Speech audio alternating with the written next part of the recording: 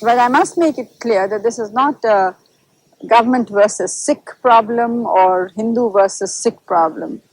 A government at no time have we been against the Sikhs in any way or the Sikh religion, nor was this action taken against the temple.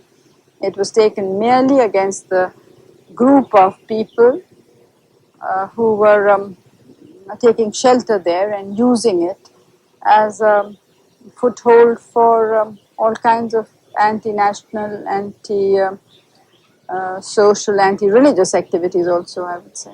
So I think the temple was really desecrated by them. If that was the case, and if you had nothing to hide in the military action, why make sure, so far as you could, that nobody was there independently to observe what you were doing? Surely that was the very way to excite skepticism, doubts, suspicions among the Sikh community around the world. Well, no, this sort of thing one has to leave in the hands of those who are doing the operation. And we know that some of our newspapers have been carrying very wild tales even earlier, which has hurt one community or the other and increased the tension. So we didn't want this situation to arise on top of everything else. And we couldn't allow outsiders if we were not allowing the Punjab papers. So this is how. You're now sending your own propaganda film all over the world to try and persuade Sikhs that the Golden Temple itself is undamaged. But also other press correspondents have gone. One group has gone, and now more will go. Well, why haven't you yet allowed any pictures of the considerable damage done to the Akal Takht, the second most important building there? But those who go there have seen it. They've not been allowed to photograph the details or show the photographs. You know, the thing, I really don't know, because it's for the people on the spot to decide. But I think it is that when they don't know what has been happening, then it comes as a shock to them. And therefore it's better for them to, we haven't, at no time have we hidden that this has happened. We have told them that the Akal Takht was damaged, although the central part where the book is kept is not. Other than some Pakistani weapons and passports found in the temple complex, where is the hard evidence that Pakistan was involved in supporting Mr. Bhindranwale? Well, do you ever have hard evidence in cases like this? I don't think you ever have. I mean, even places where governments have been removed, you haven't found the evidence till years later. But this can only come out in the course of interrogation of the terrorists and others. But your generals have blamed Pakistan, do you? Well, now one specific thing that came out in our press, and which was told by some of the young men who were misguided enough to try and leave, that they were incited to do this by what they saw on the Pakistani TV. That's not exactly a government plot, is it? No, we're not saying it's a government plot. We're saying that some external forces. I don't think anybody's used the word government.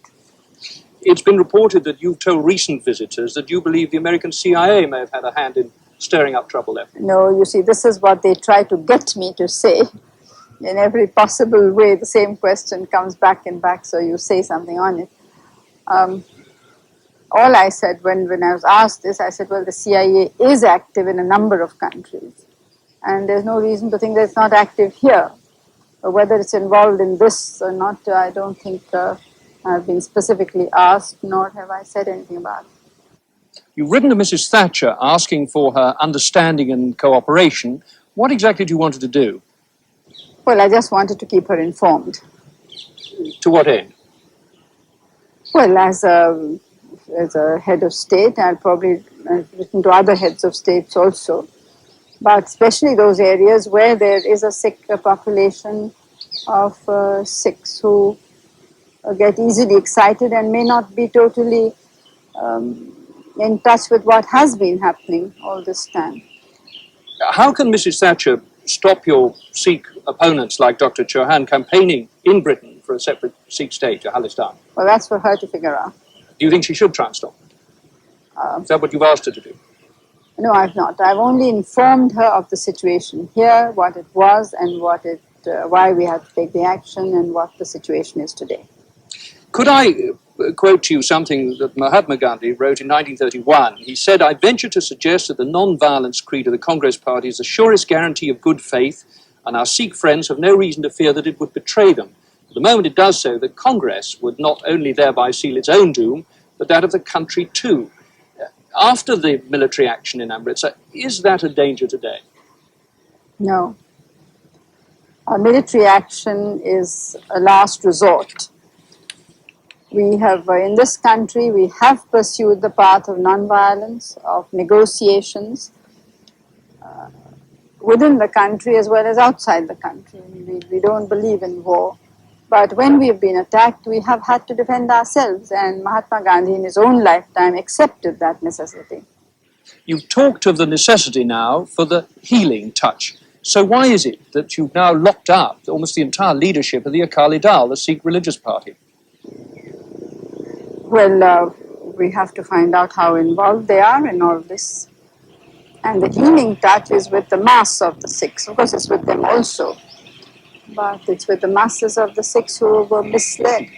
But how can you have reconciliation if you exclude the leaders of the party with the largest following among ordinary Sikh farmers in the Punjab? How can you say they have the largest following? We won the elections. It depends. And I don't think we have lost that following, really. I mean, this is a temporary phase. But you wouldn't deny that the party has a large following? No, I do deny it, because I do deny it. So you feel... Because otherwise they would have won the elections if they had a large following.